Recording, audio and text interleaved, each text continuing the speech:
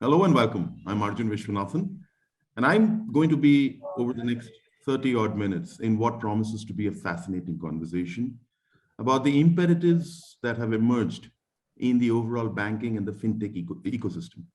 The new fintech era is increasingly being shaped, and as is the banking space, being shaped by changes in market conditions, new regulations, and shifts in consumer demands and behaviors.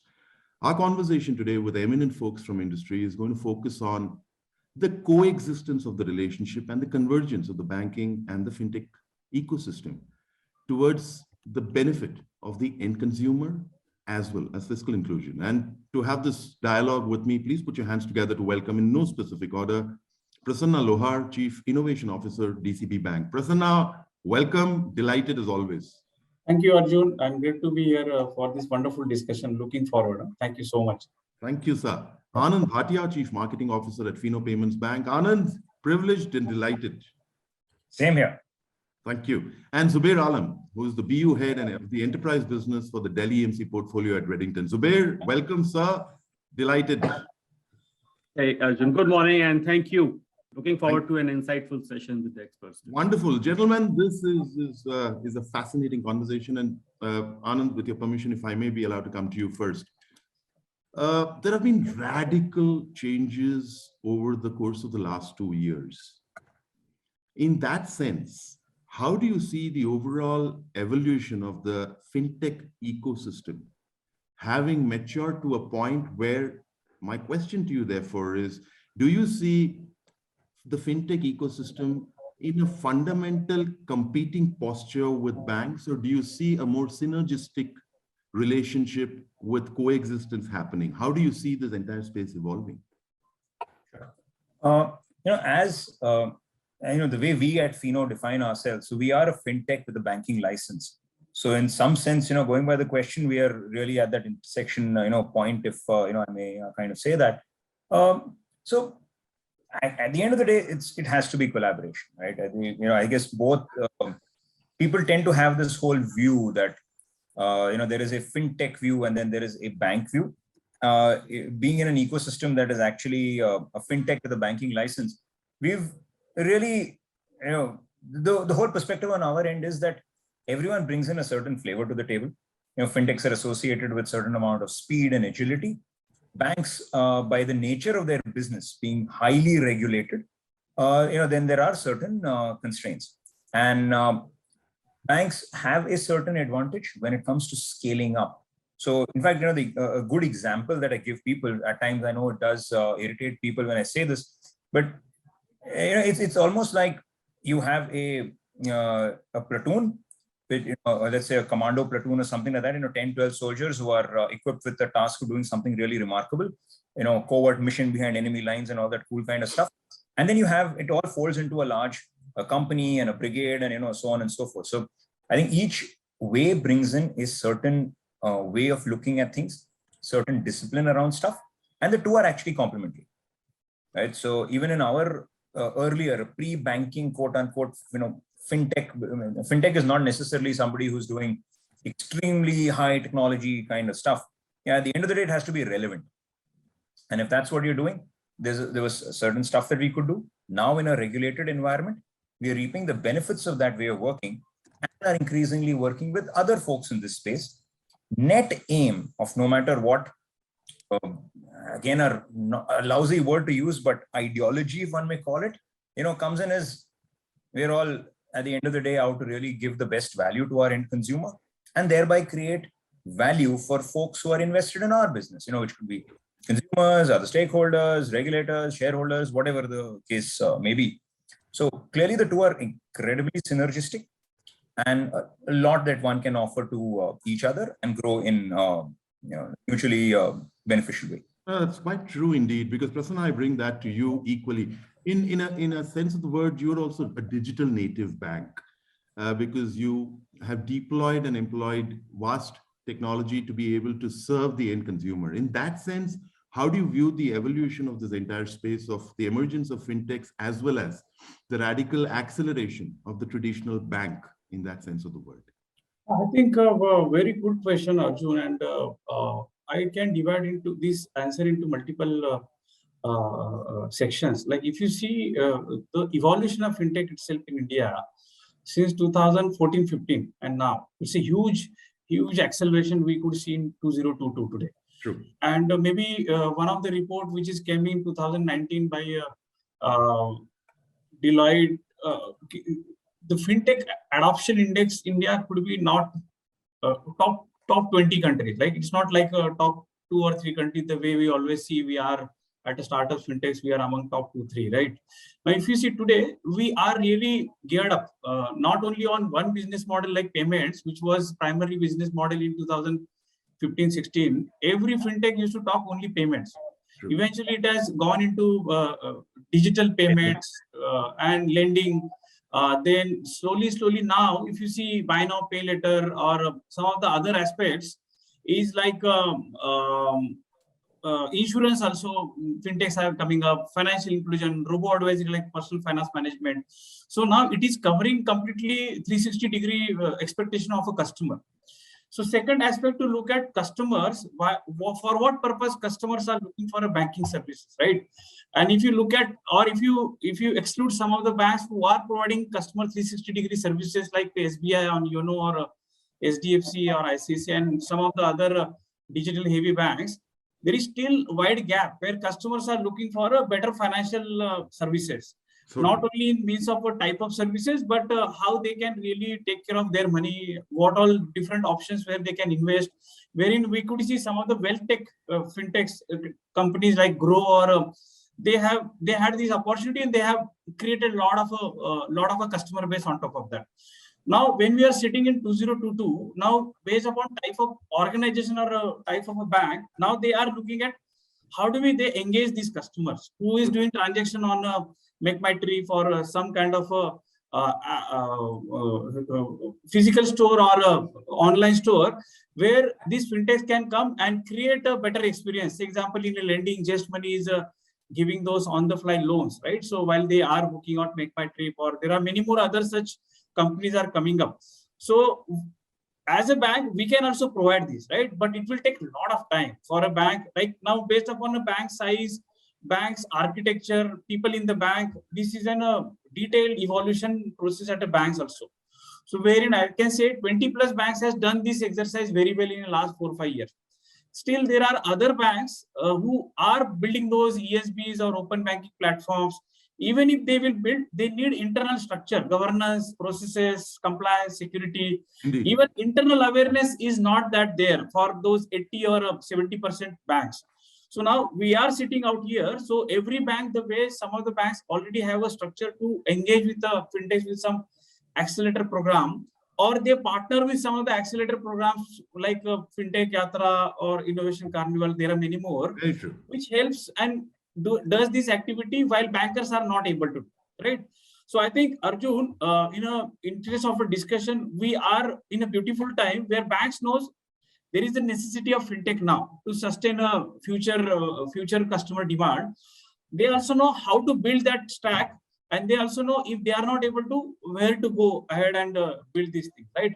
Oh, very true. With your permission, Prasanna, if I could just take that to Zubair. Zubair, you just heard two very supremely articulated views on the convergence, the collaboration, the coexistence, because the synergistic needs between the traditional bank and the emerging fintech ecosystem.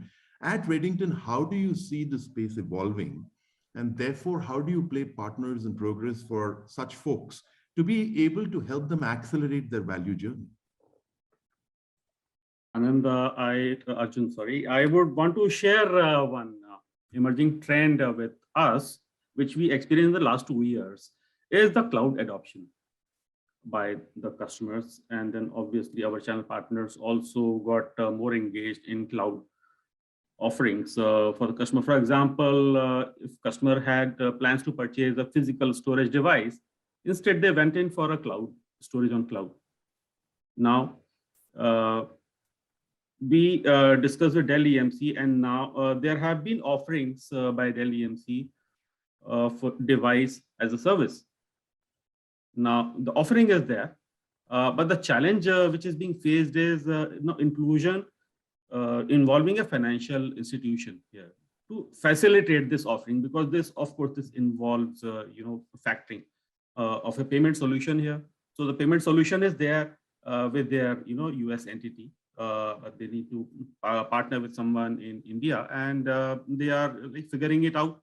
And pretty soon it will happen, because in US it is already taken off in a big way. Zubair, if I could interject, because what you've said is interesting, but I also draw you back into the conversation of what is the ideology at Dell and Redington to be able to truly partner this sector towards the final aim of, well, fiscal inclusion, bringing in more of the unbanked into the fiscal fold, and therefore being able to vastly and radically redefine the experience towards being more digital. Yeah, so that was one thing which happened. Now, another thing, the challenge which we face, as you said, inclusion. Although there is a rapid adoption of fintech, which has happened, we have seen in the last 1 year, but still it's a far cry. More than 30% of our channel partners, to make the payment transfers to us, to make the RTGS transfer, they have to visit their bank where they have hold their account. Okay, they are not able to do it online, which really became a hindrance during this lockdown period when the branches were not open. So it caused some delays. We tackled it. So now going forward, we are actually coming out with a digital platform as an offering to these partners who are actually in tier 3, tier 4 cities, who have this maximum problem on making on time payment, and plus they also need some financial solutions. So there we have tied up with a bank, and these partners are going to be given cards with a certain limit on it, which they can utilize and make the purchases online from our digital platform. Interesting, but Zubair, you made an interesting point, because that's what I'm going to take to and bring to you, Anand, is that you spoke initially about both players playing a complementing journey in being able to address obviously significant opportunities that exist, but also to address challenges that may equally persist. In that sense of the word, how and what do you see as the final outcome? Is it, obviously, it has to be fiscal inclusion, bringing the unbanked into the banking fold. It's got to be about redefining the experience for digital customers such as myself, and to introduce experience to folks who have yet not been introduced to that particular form of experience. In that sense, how do you see the role of technology in being able to achieve quite a lot of these outcomes that are rapidly evolving? So technology is always the enabler, right? It's not the end all of it. Right? So what technology will increasingly do is make life easy. So today, let's say if you have to deliver a highly personalized experience, then again, technology helps you figure out how will you do it, how can you do it faster. But even at a more fundamental level, and what something many times goes a little unappreciated, is that technology in the hardware sense really enables you to do a lot. I mean, I wear the hat of analytics also on my job. The ability to just crunch serious quantums of data. Indeed. At the end of the day, the logic or the algorithm is kind of set, right? I mean, there are decision trees, regression models, and on whatever the case may be, which is kind of known. That may not dramatically evolve. But what dramatically evolves is the ability of technology to just handle those quantums of data, to be able to make sense of it. So sheer, server power, for the want of a better word. And there it starts playing a big role, because that then gives you the flexibility to really, identify whom to go after, what products, what services, when, the ability to push nudges when the consumer is transacting. So all your notifications and stuff. A big enabler of technology has obviously been on the digital side. Indeed. So whether it is on your own platform, where you are going to go out and make services and products available, or when it comes to start, let's say, even collaborating with other platforms where this consumer is there. So, you spoke about inclusion, for example. Today, when we work with OTT platforms, I'm very, very clear that my consumer is that guy who's selling chai pakoda under a tree somewhere on a highway, in Darbhanga in Bihar. So that's my guy. Where am I going to reach him? Because I know this guy is watching something on some OTT platform or the other or something to that. I've just covered a tour of Rajasthan, and believe me, the amount of Instagram addiction is not funny. I mean, these guys are hooked on to IG reels, and I mean, time permitting, could have told you, stories of what all are they up to. But again, this form of technology does is it allows you to start targeting. So today, if I want to target a guy who has a phone which is, let's say, 5,000 to 10,000 rupees, is located in ABC geography, this is the gender, oh, the guy also has a payments app on his phone or is interested in news or whatever, show my communication, nudge the guy to behave in a particular way. I think that in a big way actually allows you to converse with the right audience, with the right messaging, and hence move behavior in the quote unquote right way. And when I say right, it is creating a win-win situation for both. So big enabler. I'm not even getting into technology in terms of faster processing speeds of transactions or stuff like that. Of course. Given today. That's a given. I mean, that's hygiene. I mean, it's just going to be there, right? Today, even this in a marketing sense is hygiene. So that's where it plays a big role. What it also does, and I think that's very important for anyone in businesses, technology allows you to collect even feedback. And feedback is not just somebody coming and saying, oh, I like this or I did not like that. No, but transactional feedback or anything that the guy has done or not done on the platform, and then accordingly have a response to it, and in a highly automated way. I think that just elevates the level of whatever is happening. And importantly, for the first time user, it builds in confidence. The other thing that technology has to increasingly play is, especially for the first time user, give an error-free experience. Because the biggest fear that guy selling chai pakoda somewhere in the middle in Darbhanga has is, what if something goes wrong? That's it. See, you and me, something goes wrong in a transaction, we know what to do. We know. It. And if something really goes wrong and says, okay, it's $500 gone, we'd say, okay, write it off to a bad experience. But for him, it is existential. No plan B. And it actually takes people off the platform. And I think one of the biggest successes of payment platforms in India have been that our error rates are reasonably low compared to a lot of global standards. I mean, we really cracked it in that sense. So that builds confidence, and confidence ultimately means more usage. More usage is more inclusion at the end.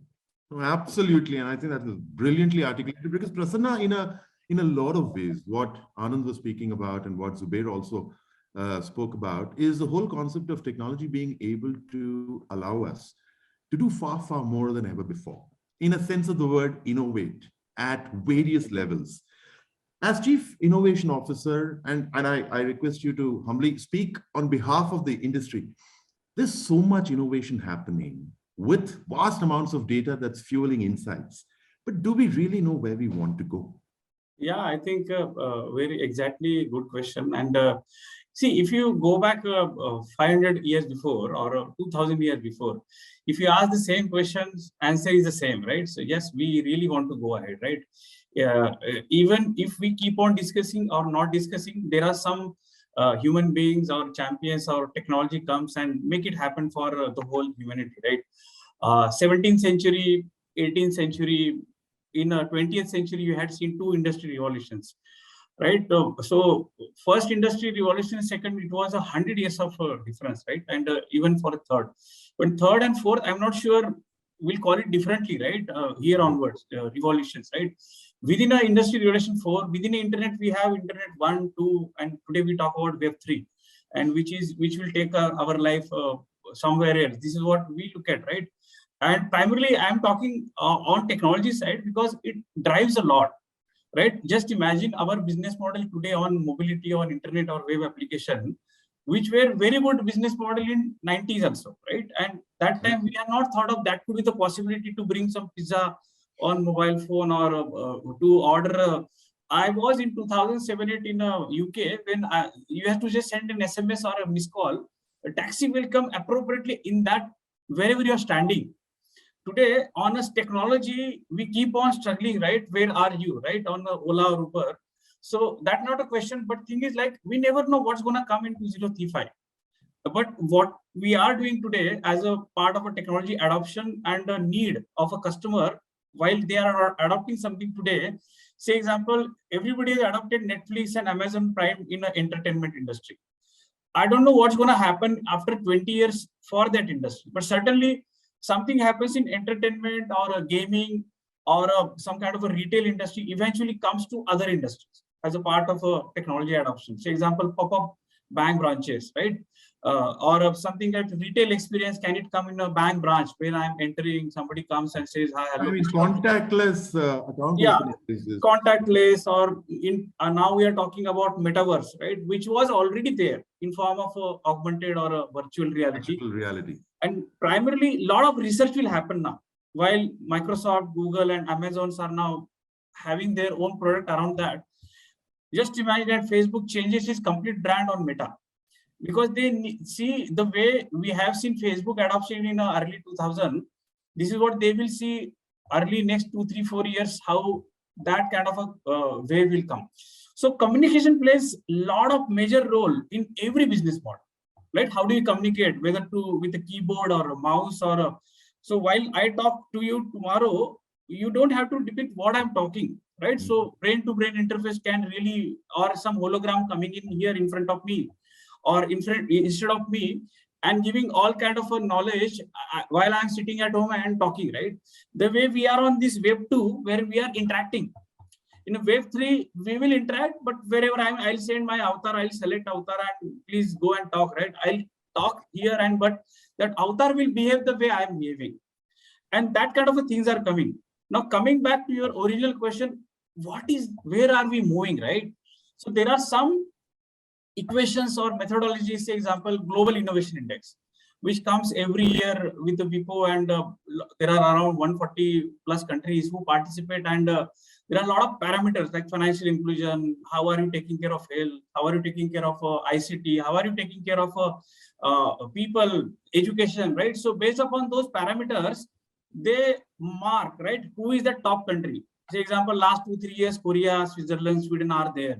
While US is not there, coming out of top 10, right? While China is coming in there more heavily. China was 45, 3 to 4 years before, now they are early 11, right? Now that shows what you are doing in a country, right? How much adoption you are doing on AI, right? The way huge, I think China is the topmost investor on AI or a blockchain. They now US, UK are doing, and if you look at India's investment there, it's a minuscule, right? Compared to what they are doing. So it's, although we see there is lot things are happening around us, we need to really see from top to bottom, are we really doing it on a right direction? Actually, right, because Anand had a point there. Anand, do you want to articulate what you just wrote to us? This is something which even Jeff Bezos always says, Yeah, right? You can't predict the future, but something is going to remain. See, consumer need is going to remain, right? I always want something faster, cheaper, error-free. So that's going to remain. Ultimately, technology to address it is a medium. I think something that we all need to internalize. Technology is a medium. It's not the end of it all. It's a vehicle. It's a vehicle at the end of the day, right?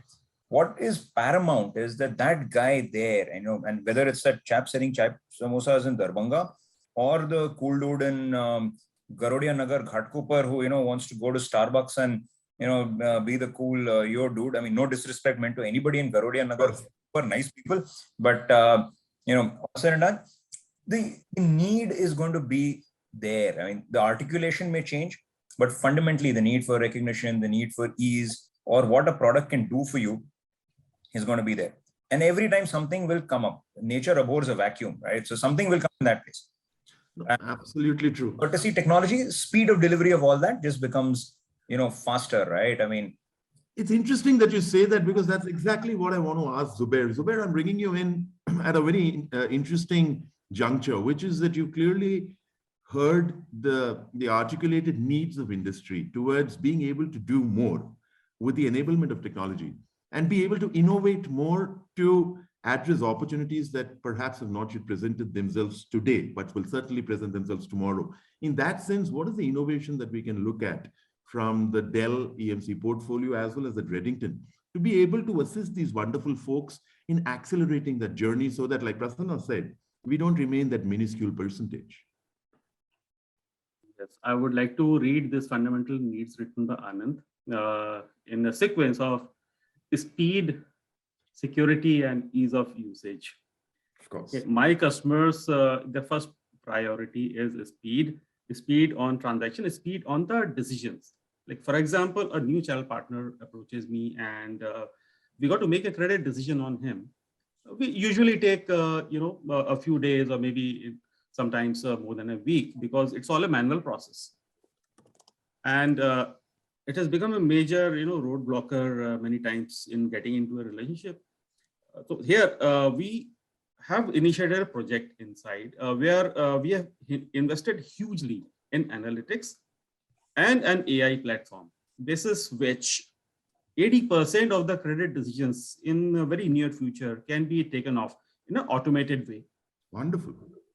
So a new channel partner can be onboarded in the same day with an initial credit limit to begin with. And that itself, we believe, will give us at least another 2,000 channel partners today who can immediately be onboarded. And all that will happen, of course, on our digital platform, which I spoke about earlier. So, yeah, so this is one very interesting one. Because, gentlemen, this is increasingly turning out to be a fascinating conversation. Like I had predicted right at the beginning of our dialogue, but I do have a view on the clock. I know you gentlemen have hard schedules ahead. We've got about 4-5 minutes left, and I'm going to come to you, Prasanna, if I could come to you. Increasing diversity is pretty much the moot word, because the entire banking as well as the fintech space is becoming more diversified with a big variety of business models across geographies, segments, and technologies. In that sense, this is a tough one, I realize. But if you were to be given the looking glass and peer into the near future of about the next 2-3 years, what is the evolution that you see, and where are we headed? I think it's a very, very good question, Arjun. And while now there are twofold story for fintech adoption in the banking, right? So most of the fintech adoptions are happening on the front office side, right? Experience for customers, experience for end users, for various of those business models where fintech comes and use the API, or they have their own platforms plug in into the banks, and then that's how they start working with most of the banks, right? The other side where lot of banking operations to be enhanced, and there is a huge opportunity for a fintech or a tech companies come in to automate that whole process, right? That's how I need to look at sitting in a bank, how we can really progress on that part. So now, based upon a type of a bank, this part of our second part of work could be less or more, right? So example, digital first bank or some of those small finance bank, they will have less of that kind of automation opportunity. But PSU banks, most of the banks are more than 10 or 15 years old, right? So, and the way they have done architecture, they have a lot of processes, right? It requires a lot of enhancement to do to save INRs, reconciliation process I talk about, complete lending process internal to the bank, right? Which is not fintech talking about, right? Or a complete handholding of every human being, what they are doing as employees, right? How I can increase their efficiency to the next level while they're capturing leads. Are those leads getting captured? So that kind of a way we need to look at. There are players, but the way quality or quantity fintechs are coming on the front side, we need to see mid and the back side also. That kind of work should happen. Then it will give a lot of a momentum for to scale. I think where RBI is doing very good work, right? Cross-border something, or they are talking about now trade finance process. How can we improve with the RBI Innovation Hub is doing? I think IDRBT is doing something on how do we next level of banking gonna come on 5G. So they are inviting bankers or innovators to come and participate into the lab and be ready what's gonna come. So that's how I look at it. Is everybody is participating, but I think every year we should measure where we are moving. I think one thing I look at budget, right? Budget has announced digital rupee, digital payment for every Indian citizen, right? Budget has announced how can we have not only banking but many other services inclined. This banking is impacting those services, right?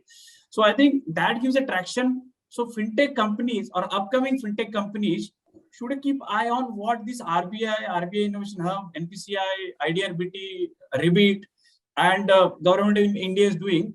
So example, government tax payment is such a huge opportunity, and there are hardly any fintechs there. So in interest of time, clearly there's immense opportunities, because in conclusion, Anand, I come to you. In many ways, and in a sense of the word, fintechs are a natural extension of the traditional banking system. And given the opportunities that Prasanna so articulately mentioned, where are we headed? Sorry, come again? Where are we headed over the next 2-3 years? Oh, so as Prasanna said, right, insane opportunity. I think we're in the right market. I think, as somebody said, right, we've really hit the biological lottery of being, in India, and we took the choice of being here. So in that sense, incredible market. And I think the fintechs or banks or anyone in this space is going to very quickly evolve to be able to do things very, very quickly. So whether the opportunity comes in because of a regulatory change or a new product, the next 2 years, what we're going to see is the ability to customize at speed. Today there is an offering, but the moment you want to deploy it, you go through one bizarre, deployment procedure, which is going to tag and, it sort of loses meaning. I think more and more plug and play and a lot of interoperability between companies, platforms, etc., is what's going to happen. I think next 2 years is exactly this, because at the end of the day, it's going to be about speed, security, comfort. I mean, no matter what vehicle or approach we use towards that. Thank you, gentlemen. That's pretty much what we have time for. Lovely speaking to you, Zubair, Anand, and Prasanna. Thank you so much. Thanks so much. Have a great day. Thank you, Arjun. Thanks, Thank guys. you all.